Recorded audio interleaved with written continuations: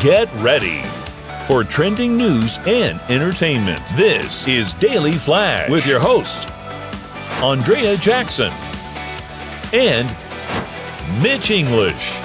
The fun starts right now. This is Daily Flash.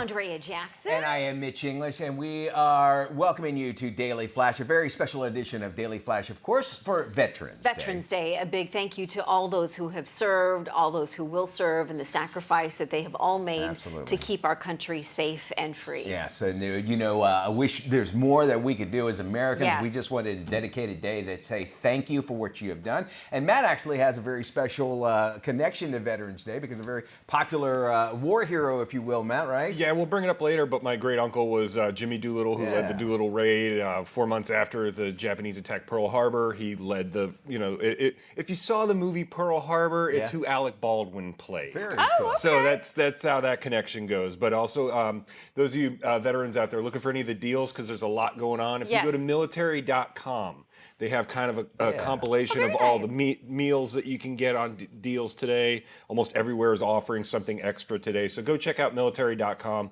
and they have all the offerings on there. You know, one thing I love, I'll see stores, grocery stores as well, they have veterans parking. I always thought that was really cool. That is terrific. Isn't that something that we should have done so many years ago? So many years ago. I know Lowe's and Home Depot, I believe, both have those special parking spaces for veterans. I love that. And it's important, it's important to remember and respect these folks who've done so much for this country and protected our Constitution and our amazing Bill of Rights.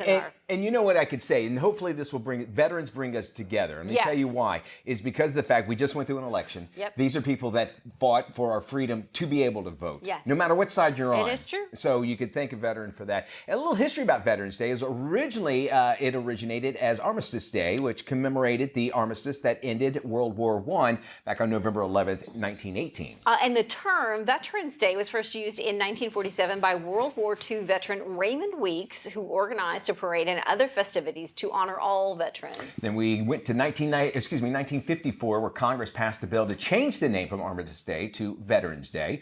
And on this day, of course, the tomb of the unknown soldier in Arlington National Cemetery, it's actually the site of an annual Veterans Day ceremony. And the New York City Veterans Day Parade is one of the oldest parades in our country. I love that. And it's one of those where, again, as I go, we can come together as a country, no matter what we believe in, and say thank you for the people that gave us that privilege to do that. And a parade to see people be able to do that is so great. We're going to have some other great stories coming up here a little bit later on our Veterans Day, including this one. There's a Florida man who actually lost his U.S. Naval Academy ring, actually reunited with his prized possession. Get this, 54 years after he disappeared. Such a great story. He's now 82 years old. His name is David Lorenzo, and he said that he lost his class of 1964 ring while he was golfing with his dad in Pennsylvania back in 1970. Now, the ring recently found on the same course by a golfer who noticed there was something shiny on the ground. So he did it. This is great. He did an online search for the ring's owner and found a podcast episode that featured Lorenzo as a guest. No way. The finder contacted Lorenzo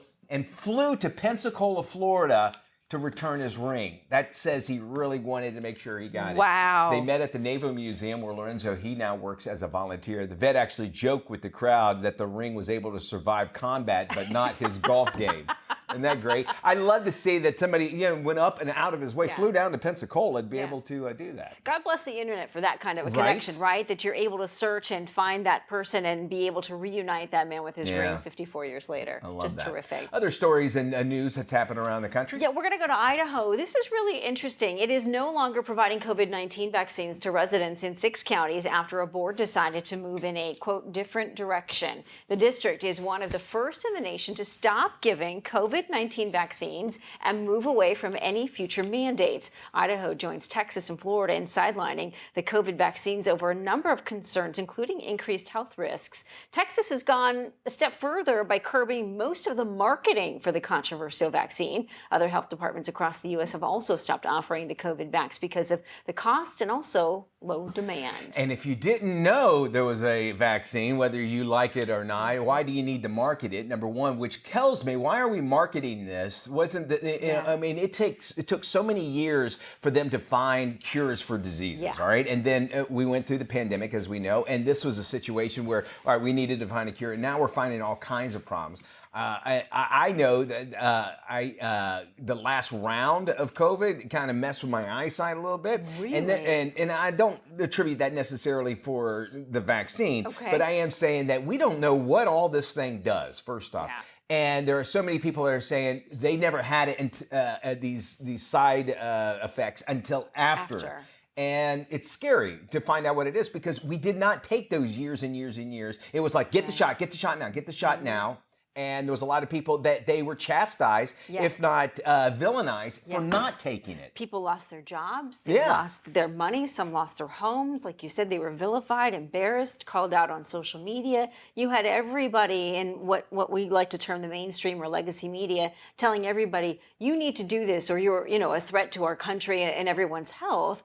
And I think there's a lot of gray area, and I think the conversation is finally being we're able to have this conversation with regard to pharmaceutical companies and how much of an investment they're making in our health realistically and how much of it is driven by profit. Okay, and keep this in mind too, that if something happens, let's say there's a pharmaceutical company comes out with a pill and it does damage to people. They are sued, should be sued, $100 million.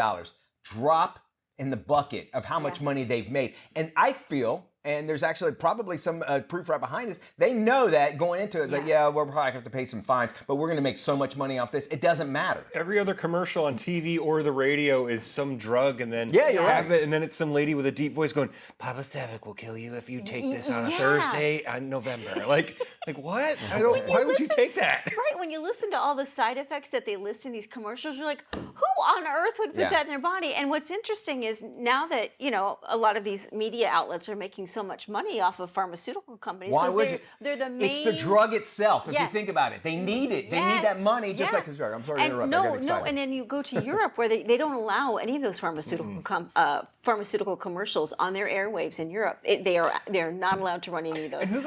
But our media is kind of owned now by the pharmaceutical companies. That's a very good point. Yeah. And who goes to their doctor and is like, I heard this commercial on the radio about some eye thing. I want that. Like, who does that? Yeah, and especially little blue pills. Yeah. We don't do that. No. I mean, that one, maybe. I think it went too far, though, when they hired the Kool-Aid guy to bust through the building and take two shots. Yes. That was it. When they forced him to get the COVID shot, that was it. It's Kool-Aid. Keep that in mind. No, they didn't do that. Don't look for that anywhere. I'm joking. Well, I think too, just to kind of round out this conversation, when you look at all the movies and the documentaries that have been done on the opioid crisis, I think that really sort of opened the door to what was going on behind the scenes with a lot of these big drug pharma companies. And you sort of see what happened to this country after opioids and oxycodone and a number of those drugs kind of infiltrated every aspect of America. So we're talking about this, but what is the solution? James, our producer. Yeah. What is the solution? What is It's a the very good solution? question. Yeah. It's number one, you need to quit listening to people like us and do your own, celebrities saying that you have to do these sort of things and quit vilifying people. If they make the decision not to take the shots and just realize that was a personal decision. You know what?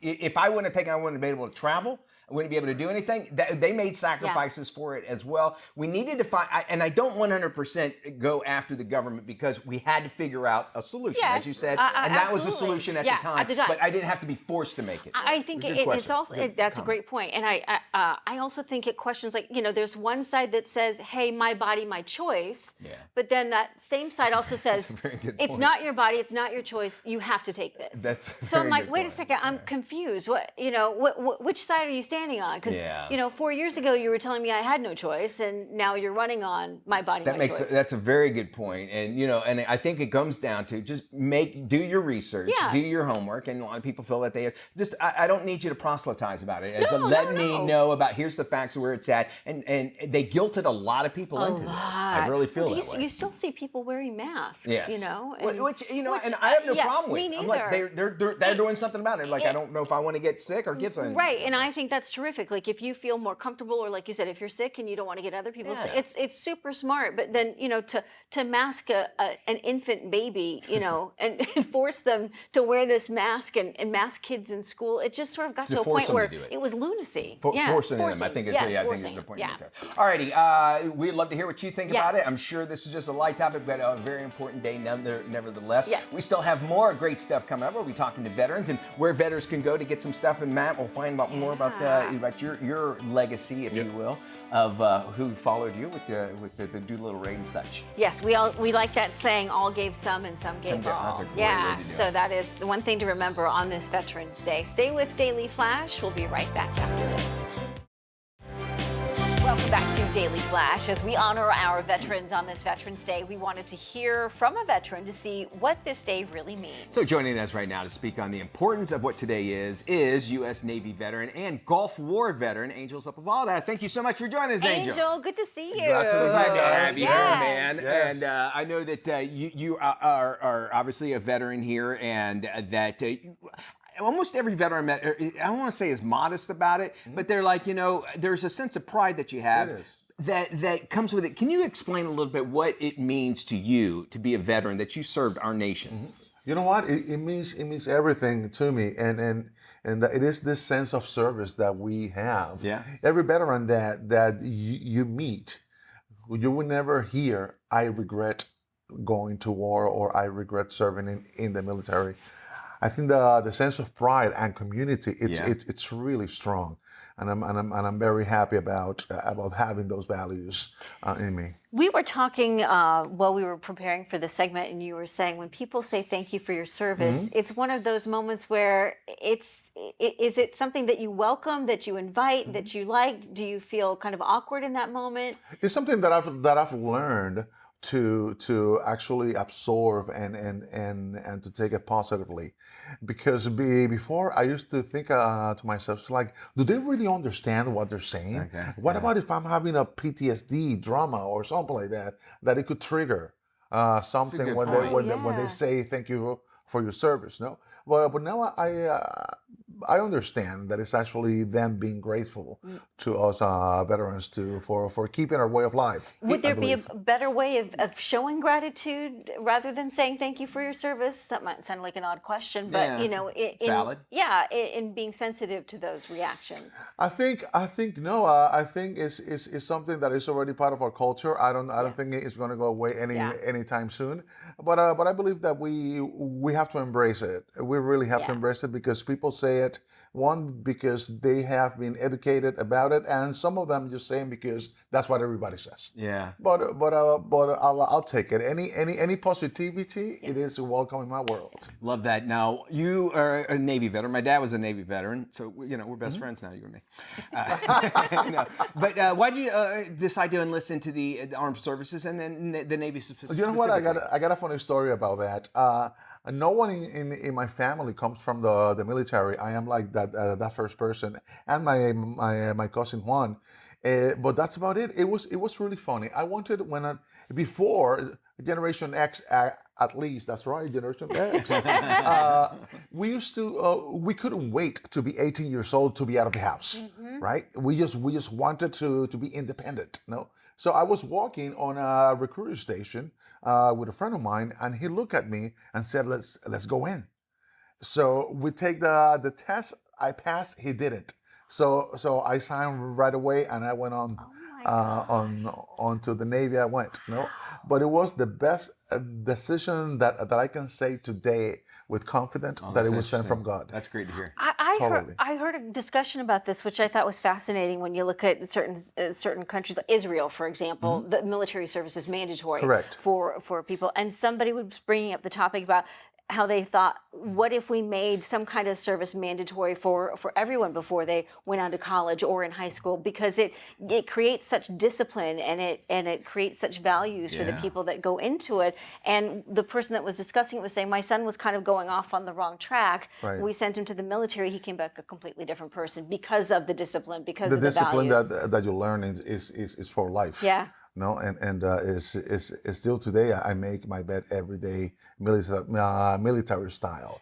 There's some T-shirts that I fold that is like if I was in basic training. No, so it just stays with you forever, and it's great. You know, every generation, well, most generations, if we think about it, they have their time. We had World War I, World War II. We had the Vietnam War. I guess mine, when I was about 1920, was the Gulf War. And I remember thinking about, you think about the last one, I think, man, I don't think I could handle, but and being in battle. And then you watch movies and that sort of thing, and like, what kind of person am I? Does the military, I mean, you mentioned makes changes and kind of disciplines you. Does it obviously it keeps you for the remainder of your life, but were you that same way, or are these the people that are really the fight or flight people? You either have people that will run or the people that will go in the fight. And I found that a lot of veterans are the fight people that are not afraid. Remember that we're trained for it. Yes, we're trained every day, but I remember the day my ship was called to go to war in 1991, the USS Bagley, FF-1069. Hello. When you hear, this is not a drill, general quarters, I haven't felt that energy ever again in my life, and I get goosebumps just by saying it.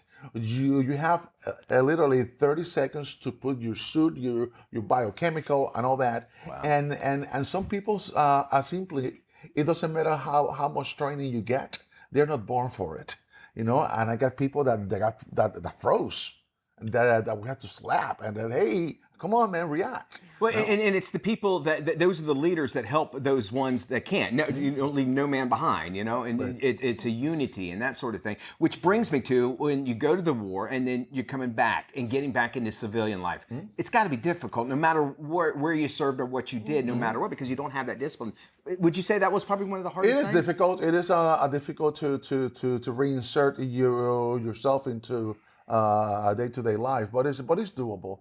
A lot of people, I went to the Gulf War that lasted only for a month, but there's others that have gone through to the Gulf War, to the other one in Kuwait, and that they really came back traumatized, and the help, I think, hasn't been there for veterans. No, we have to reach out and realize that they gave their entire life to serve, and as you did. Just that feeling that you had where this could be it, you don't know, is obviously with you and will be for the remainder of your life. So we have to remember that, and they've all had different experiences. Yes, as well. Thank you so much for your service. It's been a pleasure. She did it. I did it. She just did it. I have to. I'm so grateful. Thank you, guys. Thank you for being here. Yes. Your service here is what we're doing. Stay with us. We're back.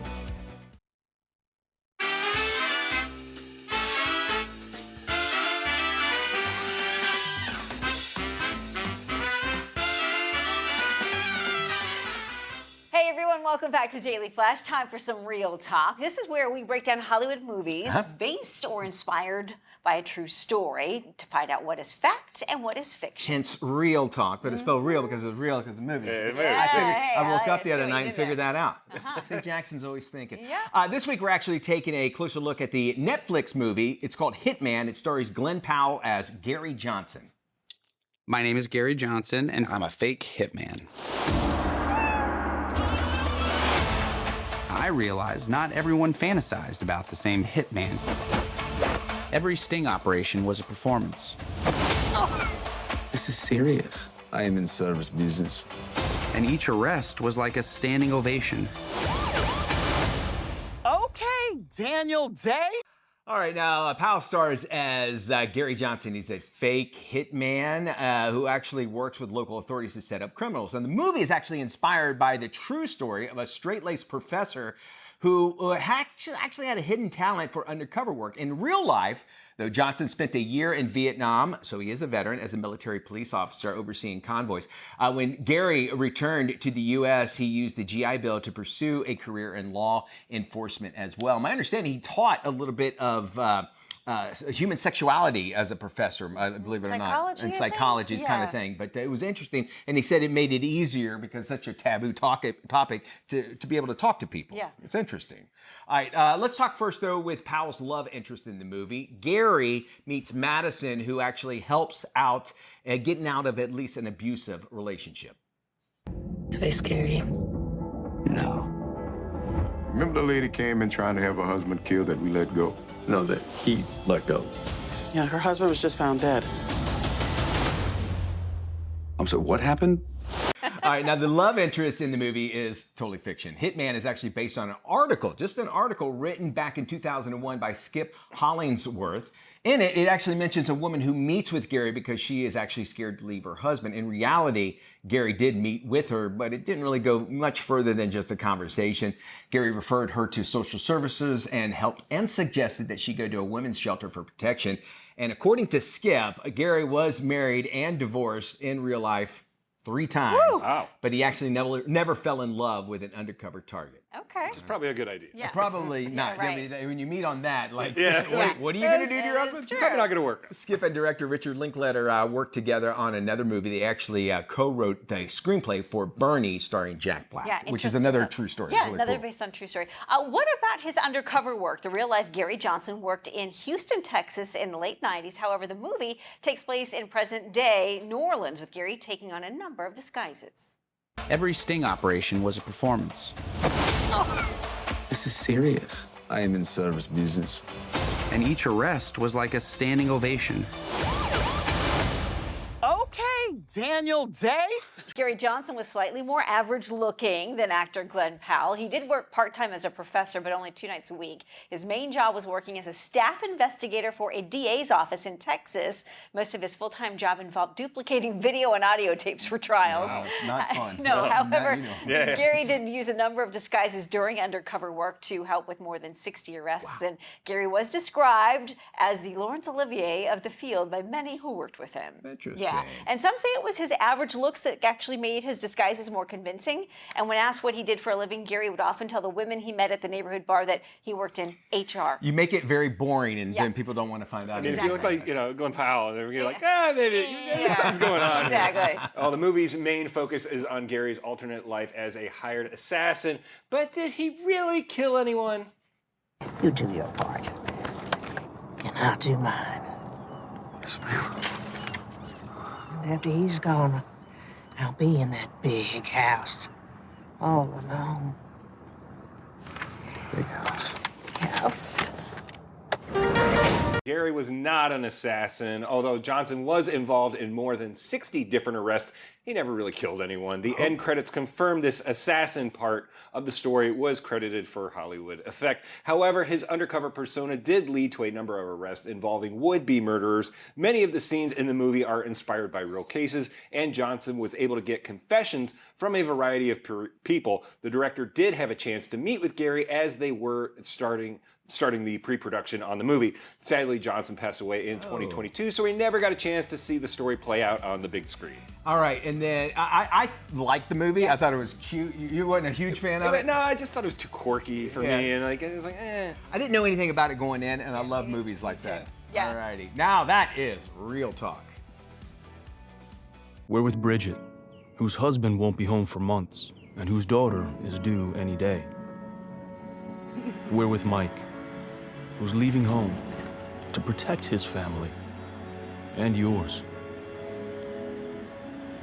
Thanks to your donations, we're with all service members and their families who need community, connection, and maybe a bit of magic. Are you with them? Learn more at uso.org today.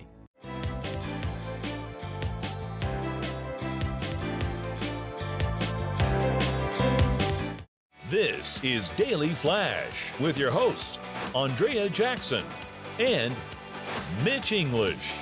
Trending news and entertainment. This is Daily Flash.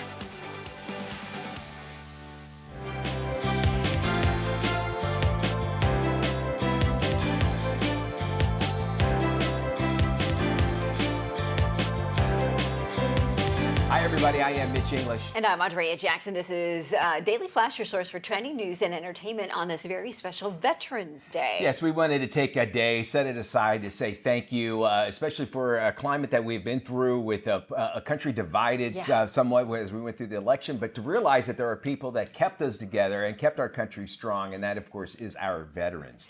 And my dad was a veteran, a Navy veteran, and until later, Matt was mentioning some of the cool things that veterans can get. I don't remember my dad ever like getting the discounts, like wanting to go do that sort of thing. The free meal at Denny's? Right. And, yes. And the reason I bring that up is that a lot of veterans go, you know what, I'm happy that I do. Thank you for offering me that. But it was just something I could do as an American. Yes. And it was not until about 5 years ago or so, 5 or 6 years ago, I saw a guy that was serving, and he was a veteran, or he had served rather. And I said, hey man, thank you for your service. And he goes, hey, you were worth it. And it was the first time I ever heard it. I was like, wow. I mean, usually they go, thanks, hey man, you were worth it.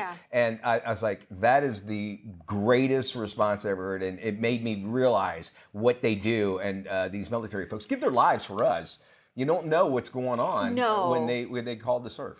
You think about the rocky history that this country has had with war, and I'm thinking back to the 60s and 70s, the Vietnam War, when those veterans came back, and the Tom Cruise movie.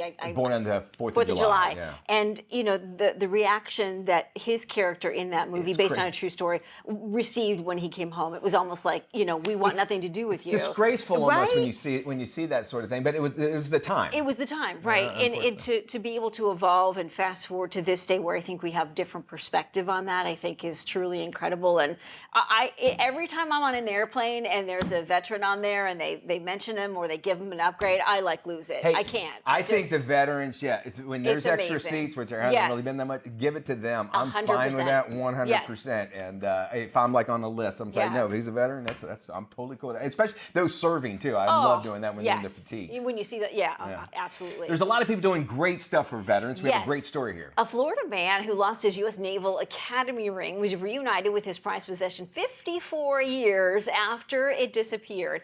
82-year-old David Lorenzo said he lost his class of 1964 ring while golfing with his father in Pennsylvania back in 1970.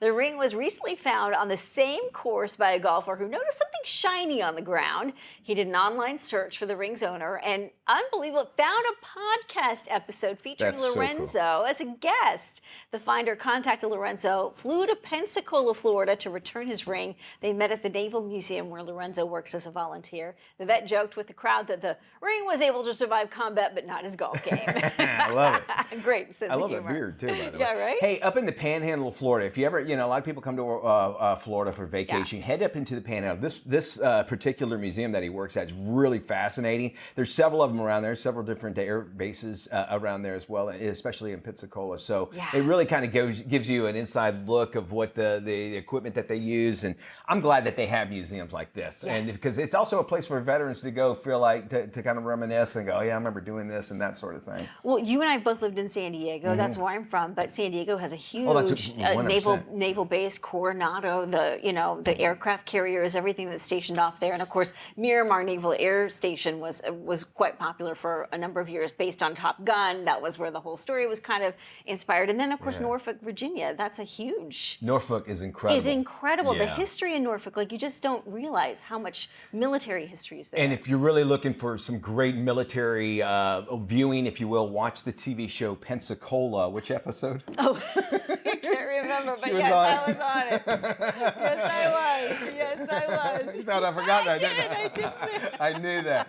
All right. And we got more Flash coming up right around the corner. Thank you, veterans, everything you do. We're taking today to just say, you're worth it. You make us proud, and you give us the opportunity for us to get up here and blather about all kinds of stuff. And thank you to all the families who have a military member in their family and the sacrifice they make too. Can we say thank you as well to AFN, American Forces Network, where you can watch Daily Flash as well twice a day. Very cool. Check it out. Welcome back to Daily Flash on this very special Veterans Day. One company is going the extra mile as they salute those who have served. As Veterans Day approaches, we honor the brave men and women who served our country. However, true appreciation extends beyond a single day of recognition. It involves continuous support year-round. Saying thank you is just the beginning. We can all do more to better understand the unique challenges that face our military. Consider volunteering, directing charitable giving to veteran-focused organizations, and supporting policies and programs that help military families. Learn more at fisherhouse.org. Well, get ready for a taste of something truly special. The 2024 Swan and Dolphin Food and Wine Classic is back for its 15th season. This year, the event is honoring the Wounded Warrior Project. The charity supports programs and services for veterans who have been wounded during their service since September 11, 2001. I had the privilege of meeting one of these brave veterans to hear firsthand how the Wounded Warrior Project has impacted his life and how this event helps so many.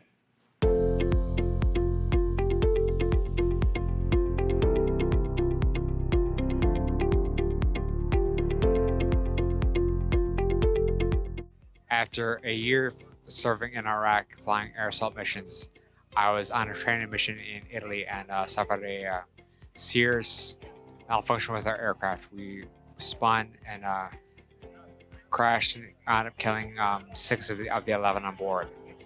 I was knocked into a coma and spent the next month and a half in a coma, and then had to relearn everything from how to tie my shoes to how to drive a car to how to cook for myself. Over the next 22 months in the hospital.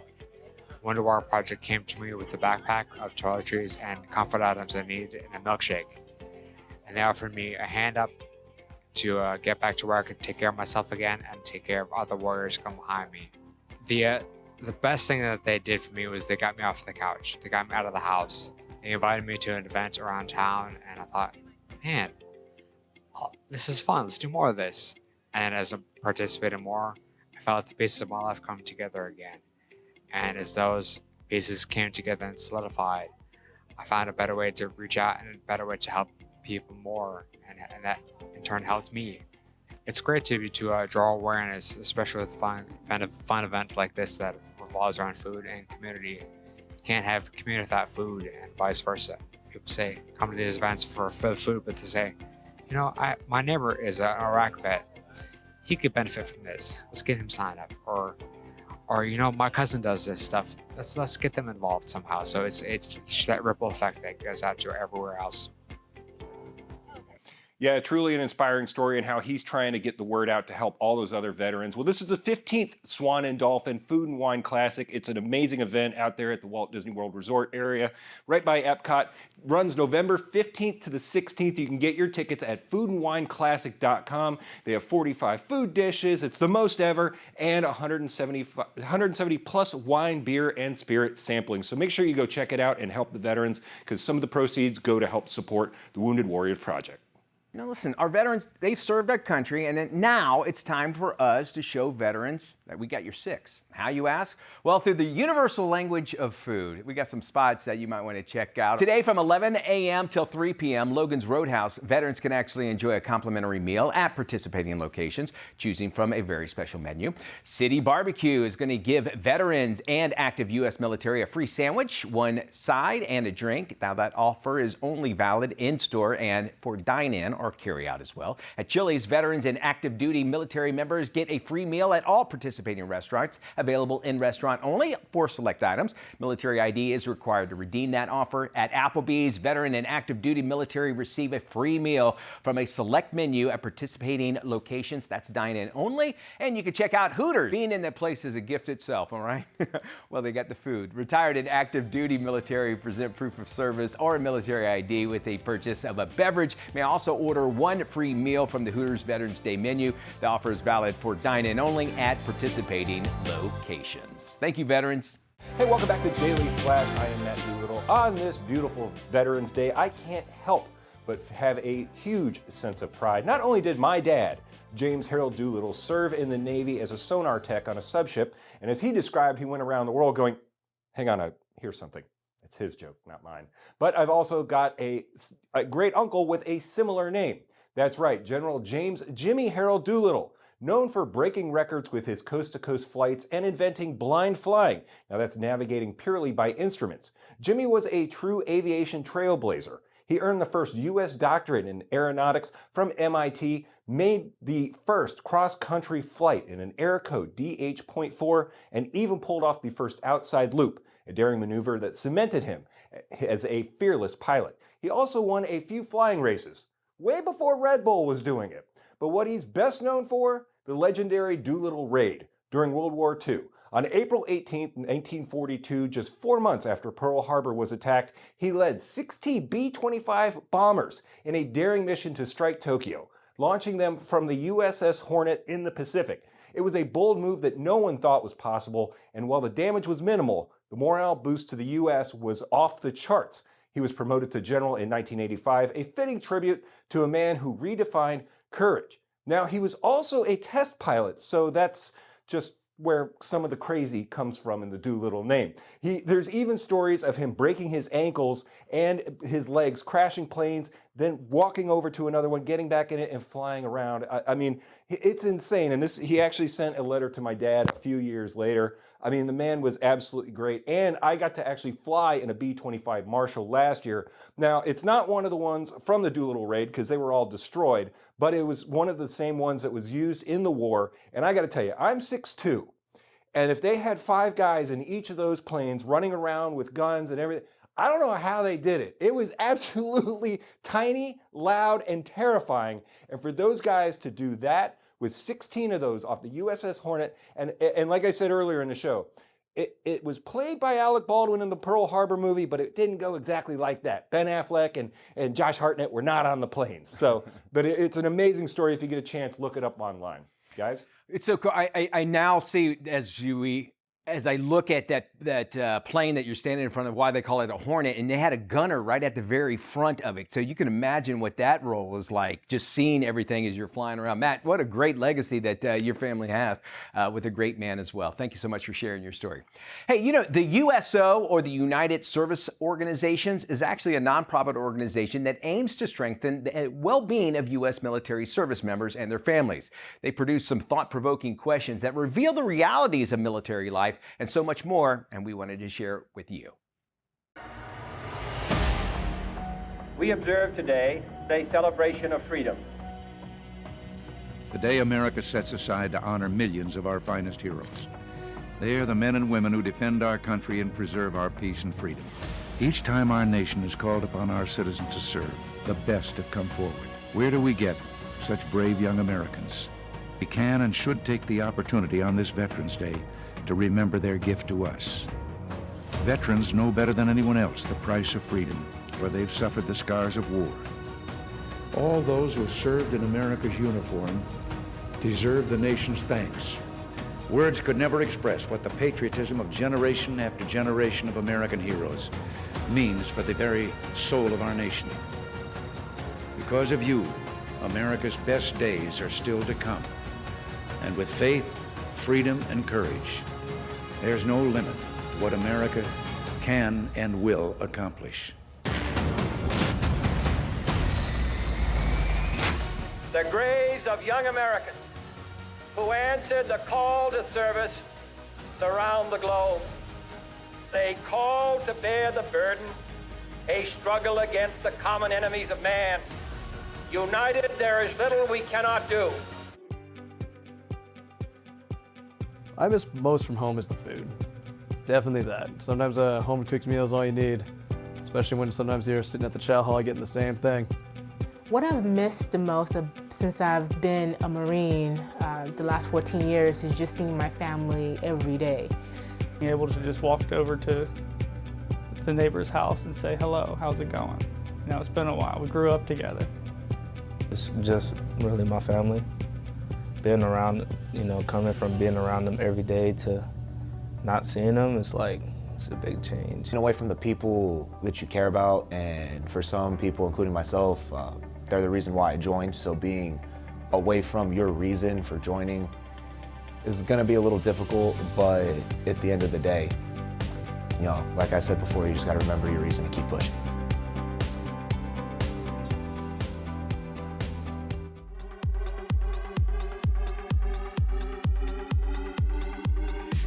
Oh, indeed. It is time for us to get Flash, well, along with me, Mitch English, Andrea Jackson. Matt Doolittle is in the Flash back room here. We'll check him.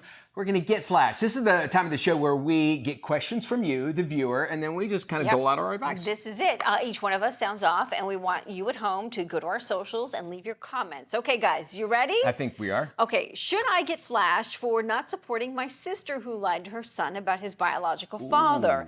This viewer says, my sister's first husband passed away before their son was born. Her late husband was so excited about becoming a father, he created a keepsake for his son. Less than a year later, my sister remarried, and her new husband adopted my nephew, giving him a new last name. She cut off her late husband's family and made us all pretend her new husband was my nephew's real father. My nephew recently learned the truth, and now he's angry with his parents. I support my nephew, but not my sister's in this situation. Should I get flashed for picking his side? All right. So here's the thing. Family is family, and you want to know a lot about legacy. I mean, and who they are and that sort of thing. I think it sounded, at least the way this viewer felt, that he said it was set up so that he would not know. And you're really taking a lot away from your child by doing that. And his parents to be grandparents, because people forget they lose their son, and now all of a sudden they've lost their grandson and their daughter-in-law. And it sounds like being an only child. Matt, you're an only child. I mean, like, what if that situation? I'm an only child. That's going to lead to some trauma. Like, I'm still waiting for some brothers or sisters to pop up out there that I don't know about. And I'd be like, well, where have you been for the last 39 years? I mean, that leads to some trauma. Plus, you want to know where you come from, what your lineage, and it's got a lot to do with medical, too, you know? Yeah, it makes a lot. No, that's a very good point. That's a very good point. And just knowing who you are, I think that's what we're all searching for as humans, is a little bit about that. And then there is deception, because it's not, according to what he feels, there is deception in his family, and that will always rear its head somewhere along the line, no matter what. It never ends well. The cover-up is always worse than the crime, as they say in D.C. And I think that goes for these kinds of family affairs, too. And, you know, it could be something at a younger age, not being a psychologist or psychiatrist together. At a younger age, you can kind of prep the child for the day where you tell the big news and that sort of thing. So it's very difficult. We want you to sound off. Why don't you leave a comment on our socials? If it's good, we'll talk about it on the show. We'll dole out some advice. We'll even possibly get an expert to be able to answer that for you as well.